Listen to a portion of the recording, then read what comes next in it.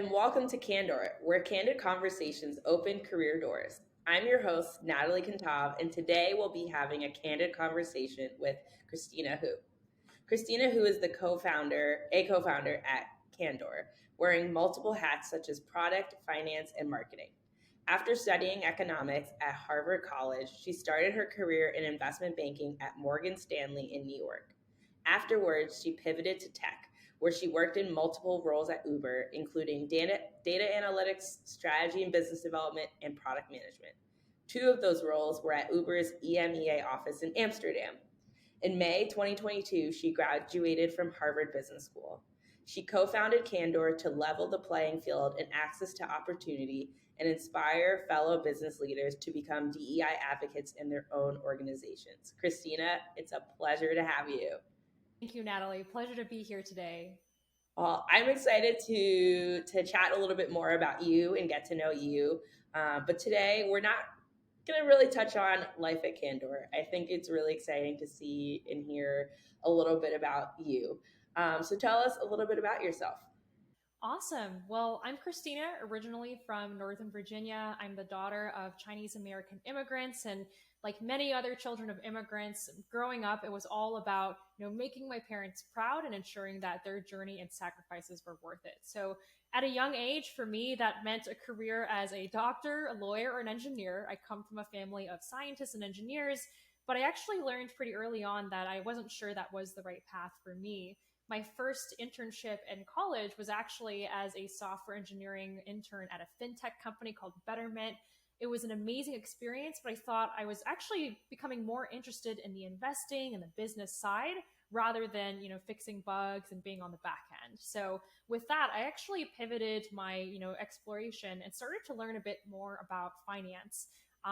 There was an organization at Harvard that I joined called Smart Women Securities. It was an all women's investing club on campus. And it was the first time that I really felt like home, just understanding, in all my computer science and econ classes, being one of so few women, I found a community in SWS and I got involved in that in a couple of, and for all of college, honestly. And then that's what led me to my first job at Morgan Stanley. So a bit about my career. I feel like I've kind of created my own rotational program, but my first job was as an investment banking analyst at Morgan Stanley, where I was working on, deals for multi-billion-dollar clients in the natural resources sector.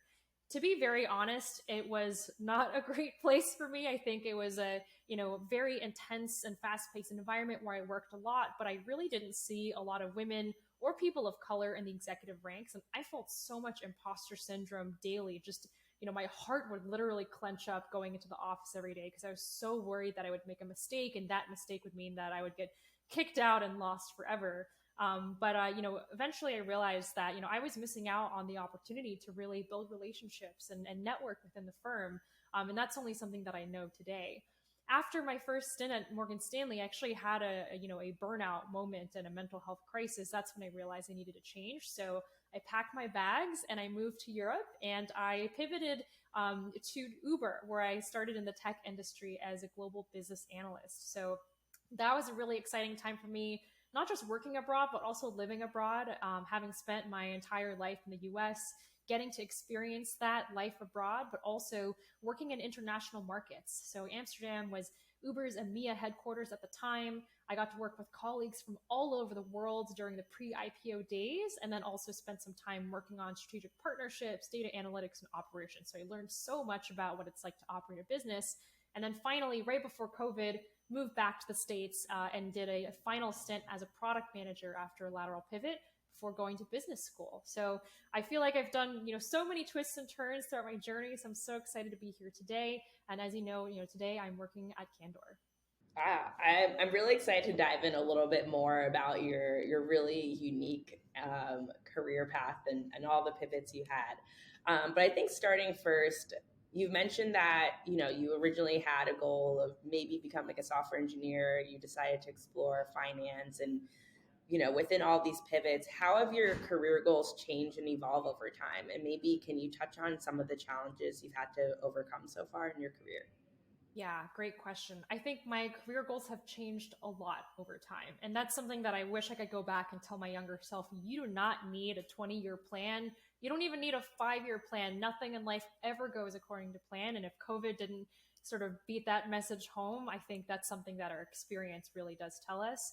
I think that how they've changed and evolved over time really comes back to what my ideal definition of impact has really meant. I think early on in my career, I was really focused on success and success as it was defined mostly by other people in society. I wanted to get a high paying job. I wanted to prove that I was financially independent, work at a prestigious institution. And I did get all of those things, but I think I realized a couple of things about myself in the process. So I thought Morgan Stanley was an amazing place to start my career, to learn the business boot camp basics, to really grow my confidence and how to be in a professional environment. But what I also learned is that being in an advisory role wasn't the right hat for me. So if you think about, there's really only three types of jobs in the world. You could be an operator, you could be an investor, or an advisor.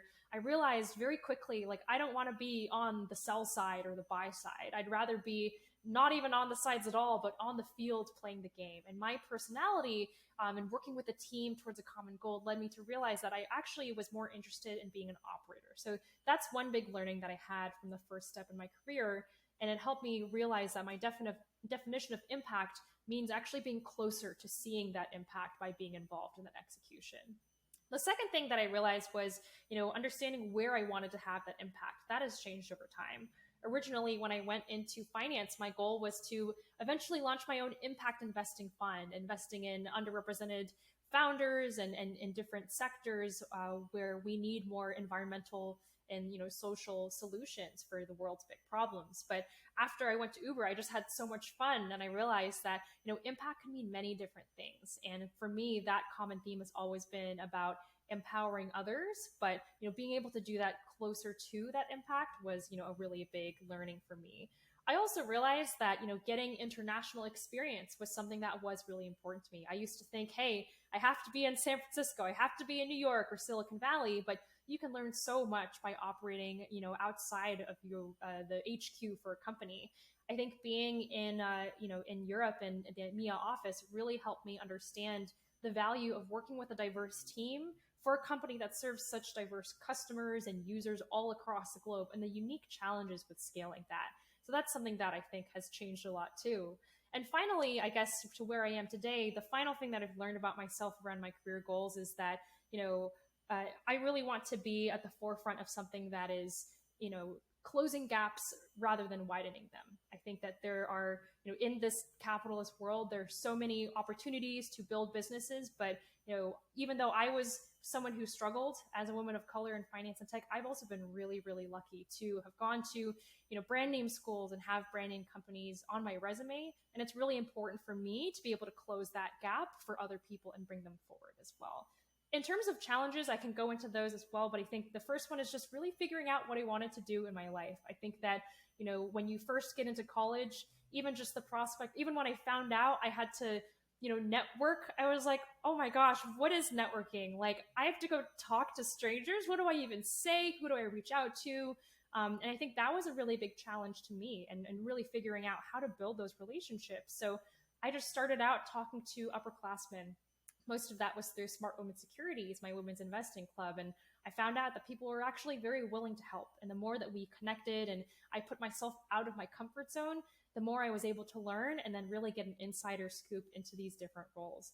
Another big challenge was honestly imposter syndrome and mental health. When I was in investment banking, I did not feel like myself. I think when the only other women on the floor were assistants, and you saw how fast paced and stressful of an environment it was, I really wish I had given myself a bit more confidence to be like, you got here for a reason.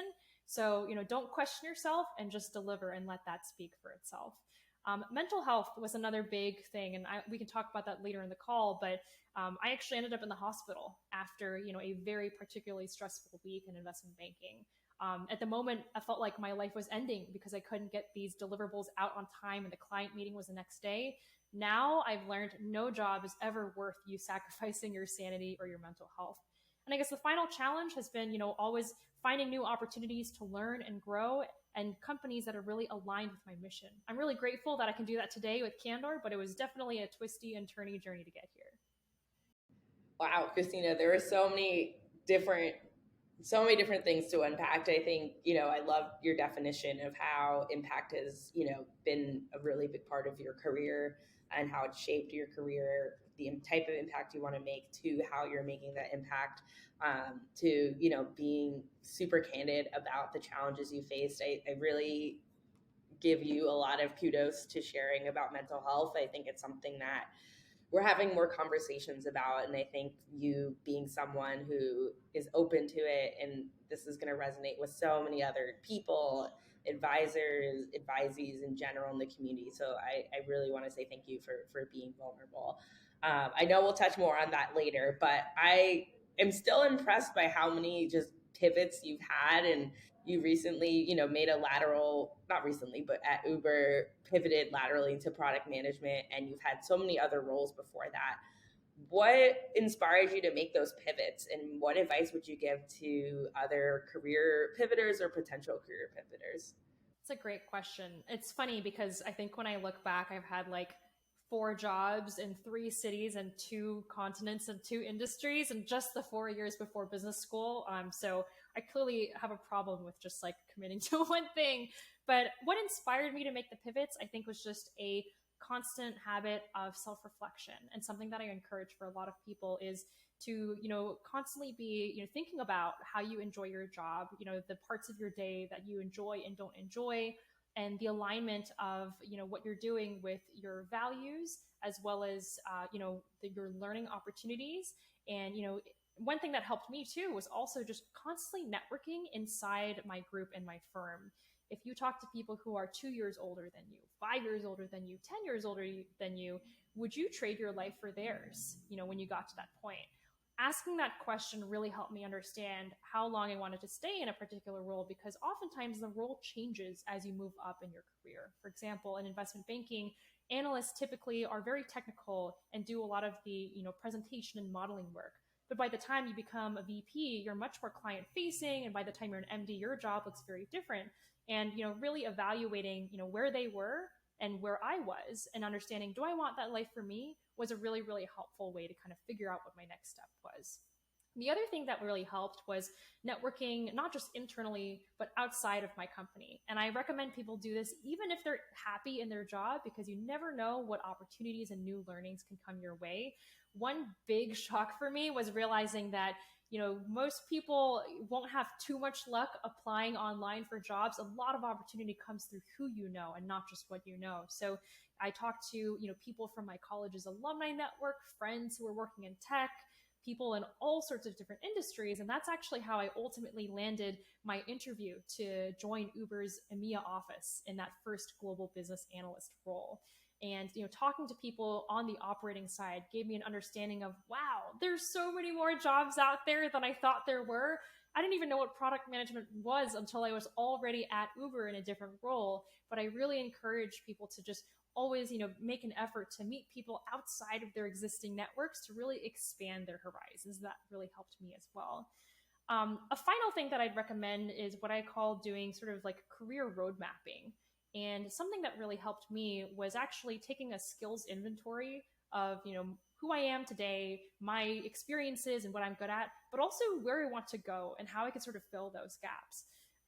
My last job at Uber was as a product manager, and I actually first learned about that when I was a global business analyst. And it's a really funny story. One of my projects in my first role at Uber was actually building a tool for customer support agents to give help to drivers in the support center. So Uber drivers were coming in, asking for help on how they could increase their earnings. They were having issues sort of coming home with profitable pay. They wanted advice on, where could they drive, maybe what times of the day could be better, et cetera. So I basically put together this dashboard where you could, put in a driver's ID number, and it would actually show you like a heat map of like when they were online, where they were driving, and suggestions on, where they might be able to go or when they could drive to increase that sort of, earnings rate. So it was my first time actually building an entire product from end to end, which was really exciting. We launched it in 5 different countries in EMEA. We got to collect some data, learn from our users. So I actually kind of done that like end to end thing. And it was in this presentation to some folks from HQ who were visiting Amsterdam, when one of the senior directors of product at the time, he pulled me aside and he was like, hey, like, that's really cool what you built right there. Have you considered careers in product? And I was like, what's that? So then we actually sat down and we like listed out all the different skills for what it would take to become a product manager, which, as many of you know, is like a very hard role to pivot into laterally. But, from having an understanding of engineering to understanding business metrics and how product initiatives lead into, business outcomes, to an understanding of, user research and design and usability, to stakeholder management. We identified that, I was pretty good at the, business stuff and like had some sort of engineering and data chops, but I was very weak and didn't have any experience in project management and stakeholder communication and also in UX and design. So my next role between my business analyst role and product management was actually the one as a strategy and planning lead for biz dev. So in that role, I got to fill the gaps between my first and my third role. So I was responsible for coordinating across all different functions to basically sign and launch strategic partnerships with all different third parties across EMEA. That was really, really hard.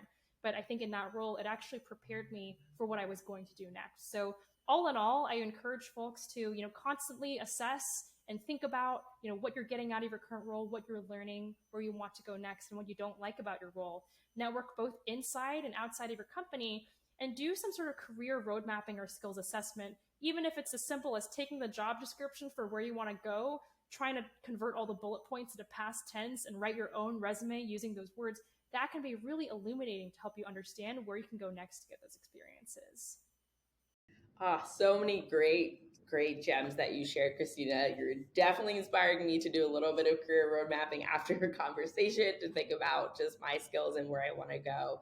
But I think just a lot of things you shared were super, super powerful to, not only just career pivoters, but anyone who's just thinking about how to take their career to the next level. I know you've touched on this a few times, so I'm super excited to dive into this. You mentioned that you spent 2 years working at Uber in Amsterdam. That is one of the places that I want to visit so badly. But I think our listeners want to know, how did you end up there, and what was that experience working with international markets, maybe even working, like, if you were working mostly with international teams or working in US teams, and what advice would you give looking back to someone who's thinking about moving abroad and working abroad? Yeah. It was, hands down, an amazing experience. One of the best things I've ever done for myself, both professionally and personally. And I actually didn't really plan for that to happen. As I mentioned earlier, when I was trying to pivot out of finance, I originally had my sights set on, Silicon Valley, New York, places that were closer to home that felt more in my comfort zone. By chance, I was Googling around and I found this job description for a global business analyst at Uber in Amsterdam. And it seemed pretty similar to what I was doing as an investment banking analyst at Morgan Stanley. So I was like, okay, like I can sort of make this happen.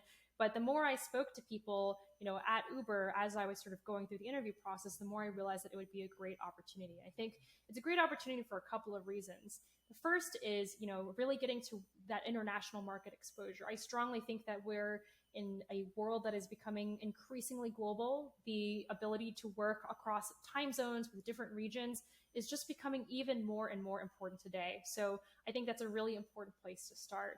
The second reason why I chose to work internationally in EMEA in particular was because out of the global portfolio of different countries and markets that Uber was in, EMEA was by far the most complex and diverse. You've got markets that are, mature, like London and Paris, that have been around for more than a decade, and then new markets that we were launching in Africa and MENA that were really high growth.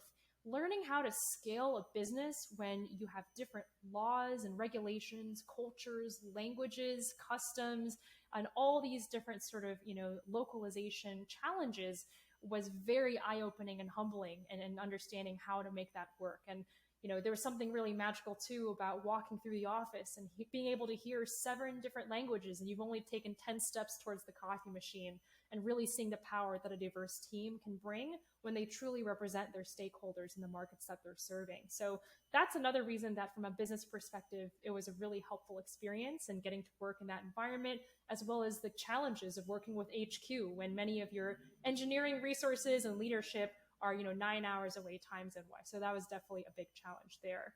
Um, on the personal side, I think it was an incredible experience. I mean, you could call it sort of the early 20s romp in Europe, but I got to travel all around the world. I grew a lot of confidence, learned how to speak Dutch, became a certified yoga teacher, went to a bunch of different music festivals and met so many incredible people from around the world. But I think the biggest thing that I got was truly confidence. I think before moving abroad, I measured myself by other people's yardsticks. I compared myself to my peers and to others' expectations, but moving abroad clearly, completely cleared that slate for me. And it was up to me to define my identity and my values and find my way. So when I look back on the first day that I showed up in the train station, like listening to this foreign language with 2 giant suitcases in hand, trying to find free Wi-Fi for my Airbnb, to the day that I left, when I'd made so many friends, I had my apartment, a great job, and I was excited for the next adventure back home. It is truly one of the most amazing experiences. In terms of advice for people looking to live and work abroad, there's a couple of things that I would definitely encourage folks to do. The first is, from a professional standpoint, to really think about if you want to stay abroad or if you hope to eventually come back.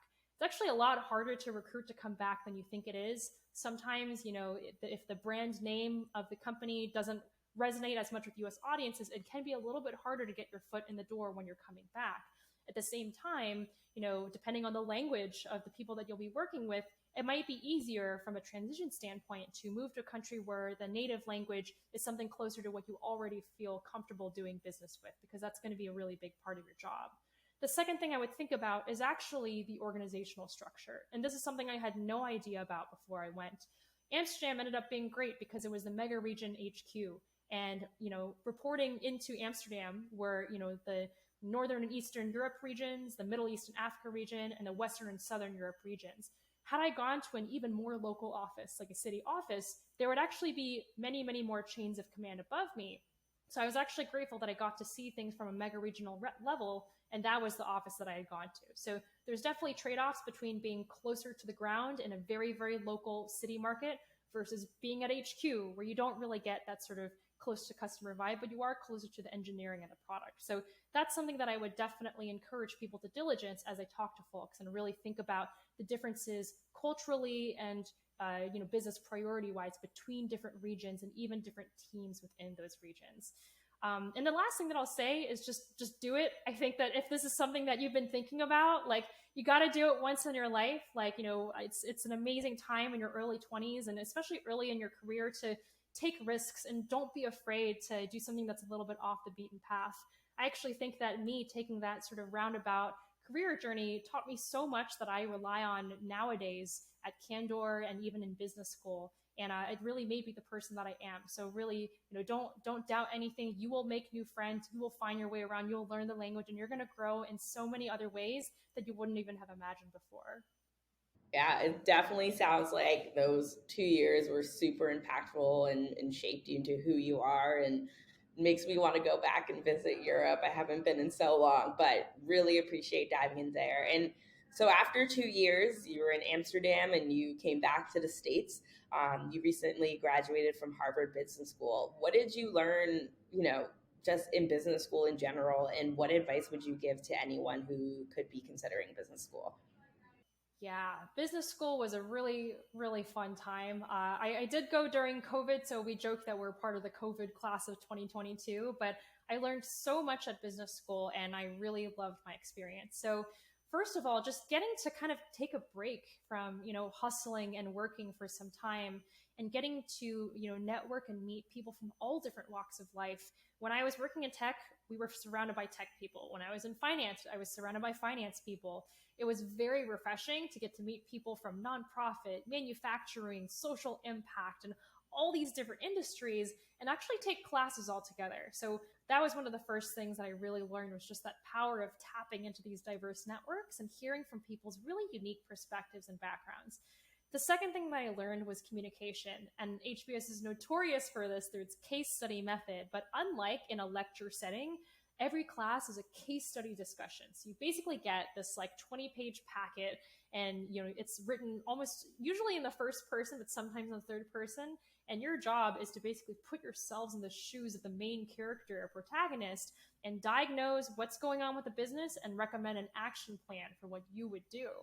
Every class is then facilitated by the professor, but it's basically a 90-minute debate between the different students. So nothing really puts you on your feet more than getting cold called in front of like 90 other people in a huge classroom. But I think what that enabled me was to really think on my feet, as well as understand how to really back up my answers and also build upon and listen to what other people were saying to actually come up with a nuanced way to move that discussion forward. And I like to think that that skill set will prepare me for, if I am an executive or if I'm in the boardroom one day, being able to jump in and contribute with confidence to a conversation, as well as better synthesize what I'm hearing around me and make sure that all different pieces of data are included.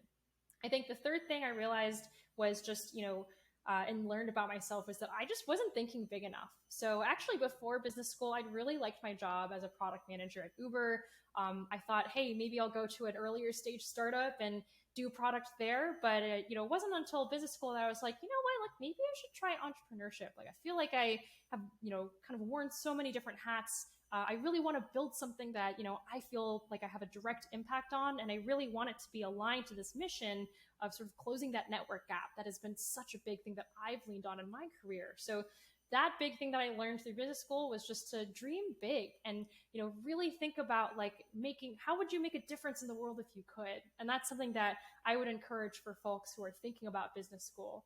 The first is, business school is not required. You definitely do not need an MBA to do any job, unlike law school or med school. So my first piece of advice would be to really clarify your why for attending business school. Whether it's there to expand your network, there to gain leadership and managerial skills, or do something else. Like I would definitely encourage you to think about that beforehand, because it is a very high opportunity cost. You're taking 2 years off from work. It's pretty expensive, and even with financial aid, there's so many other things that are part of the experience that do cost time and money. The second thing that I encourage folks to do is actually write out, and I'm calling this like a B school vision document.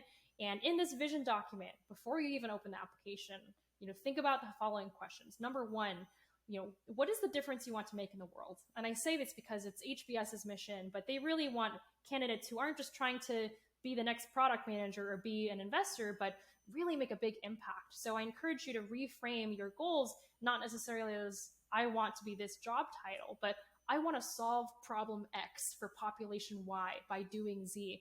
The bigger you can dream, the better. And the more specific your aspirations can be, the more memorable you'll be as a candidate. And then in their second question in this B School Vision document, actually connecting the dots from your past, your personal experiences, your upbringing, your professional, your extracurriculars. What in your past led you to adopt that mission for where you want to go today? Help the reader really connect those dots so that they can read through your application as if it's a story with a beginning, middle, and end. And they will help you get to your end by admitting you to the business school class. And the final thing I would say is to socialize this B School vision. Get feedback from your recommenders, get feedback from people who know you, maybe some people who don't know you that well, because you really want this application to tell a cohesive story, and ideally not to really clash with itself. So one potential pitfall is, when I was applying, for example, I asked my recommenders to be people from Morgan Stanley. And I had written in my essay that I wanted to be an impact investing fund manager. But if my recommender had said, oh, Kristina is going to be a great managing director in investment banking one day, that is a clash. So the more you can really get feedback to make sure it's very cohesive, the more clear your application will be. And finally, enjoy the process. If you don't have an existential crisis while you're doing it, you're probably doing it wrong. But sometimes the application process itself is as instrumental in uncovering learnings as even just getting in and going. So that would be my advice to anyone considering business school. Lots of great pearls of wisdom you're dropping. I really like the part where you said that you were mapping out your B school vision and really thinking about just one, that impact you want to make, what is that problem you want to solve, but also what is that story of who you are from your beginning, your middle, and taking it to the future. I think it's something that is great as just one applying to business school, but I think also just, going back to what you were saying about career mapping, if you're looking to make that pivot, what is that direction you want to go? And maybe for other just students or people just looking to apply to grad school too, I think there's a really cool, yes, North Star document that could be there and tie the story of who you are, which can also really help in interviews and upcoming maybe speaking opportunities. I don't know. This document sounds like a true North Star game changer. So really appreciate that. So I know we've talked a lot about your career. I want to dive into a little bit of who Kristina is. I know you mentioned a little bit about struggling with mental health. I really want to dive into there a little bit because I think it's something that it's going to resonate with a lot of people. What advice would you give to anyone looking back on your journey about avoiding burnout? And maybe what advice can you give about just creating a work-life balance for yourself? Can you share anything based off your experiences? Yeah, absolutely. I think it's a topic that's really important to me as someone who burned out and ended up in a crisis situation. And I wish that I'd almost like taken steps before then. But I think in terms of, my reflections on that process, I think there's a couple of sort of like warning signs, I guess you can say, when you're thinking about, preventing burnout and protecting your mental health. The first is if you're like dreading waking up every morning and going into work, that's a sign that maybe that's not the right job for you. Obviously, like there's always like challenges in your job that you'll have to overcome. But if you are fundamentally sick to your stomach, that was what I was dealing with. And a lot of that was self-imposed, and it really wasn't anyone else's fault, but it was a combination of imposter syndrome, anxiety, and just, fear of, my little mistake leading to me getting kicked out. But you can typically feel it in your body in advance. So, and this is something I also learned through my yoga teacher training is, your body can sometimes be that early warning signal. So if you, and honestly, I had like forgotten to drink water for 2 days before the burnout, just like, making sure that you don't forget that you are a human being that is like a plant that needs sunlight and walking and exercise and food and water, and just listen to your body and really, protect your body, because that is the only body that you're ever going to have in this life. And your mind too is sort of really part of that. I think the second question I would ask myself is, am I really growing in this role? Sometimes when you are in a role, you hit sort of a peak. So you've like gotten past that initial learning curve, and, the incremental gain or value from staying the second year might not be as big as a learning curve, and also maybe the compensation increase and in terms of changing and going a different route. So I would think about constantly asking yourself, like, okay, why did I even go into this job? What did I want the bullet points on my resume and the experiences that I'm getting to even look like?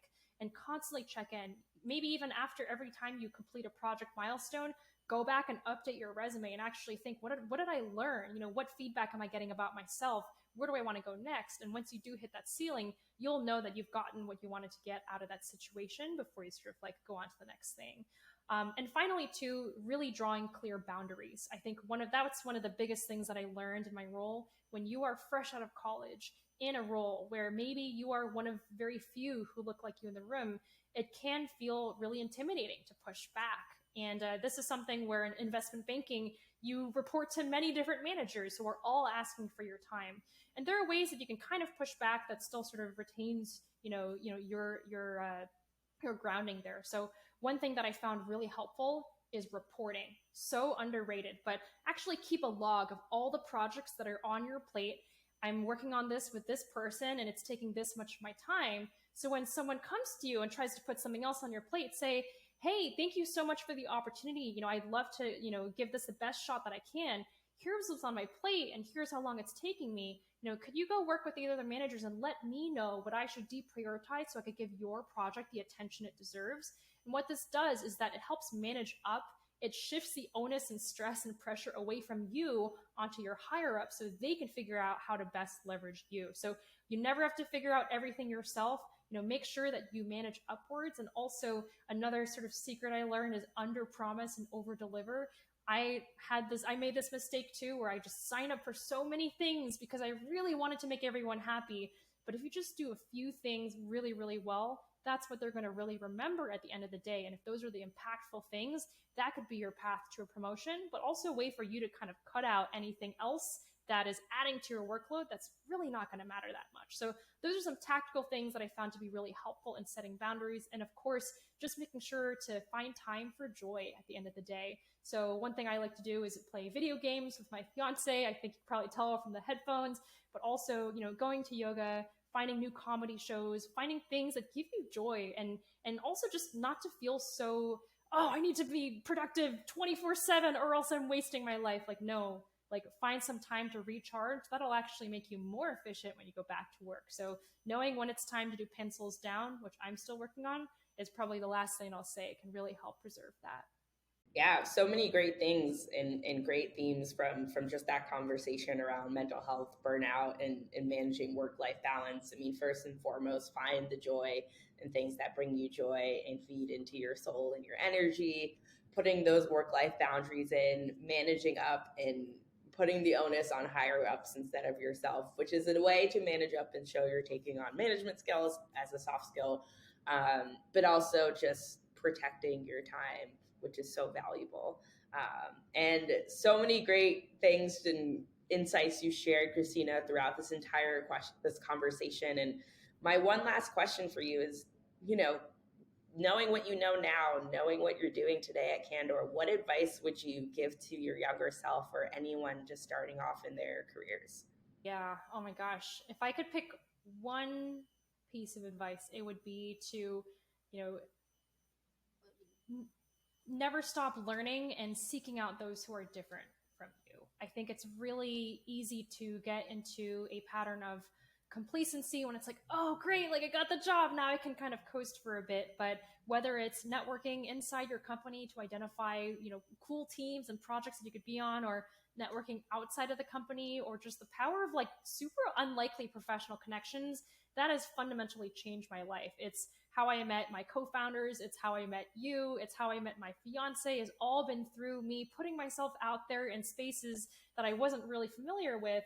And then, that's where all the opportunity and learnings have come from. So, don't be afraid to ask for help. Don't be afraid to be the first one to invite someone to a coffee chat. You never know what you're going to learn throughout that process.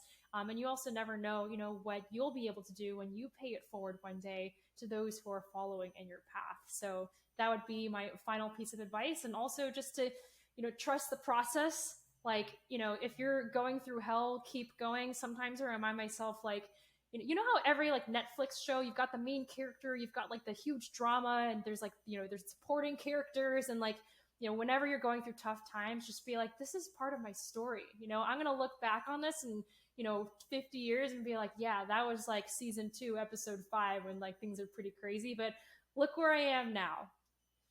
Love all of that. I super believe in just life as a story. Maybe it's your own personal HBO series, pivoting from like Insecure or whatever show speaks to you. But really love that piece of advice of never stop learning and putting yourself out there. Kristina, thank you for all your insights, and it was a pleasure to have you on this episode. Thank you, Natalie. And thank you all for tuning into this episode of Candid Conversations. If you're a college student or recent grad from an underserved background interested in connecting with Kristina one-on-one, apply at www.candoor.io to join our platform as an advisee. If you're an industry professional who shares our mission to democratize access through transformative careers, we'd love to have you join Candoor as an advisor. Until next time.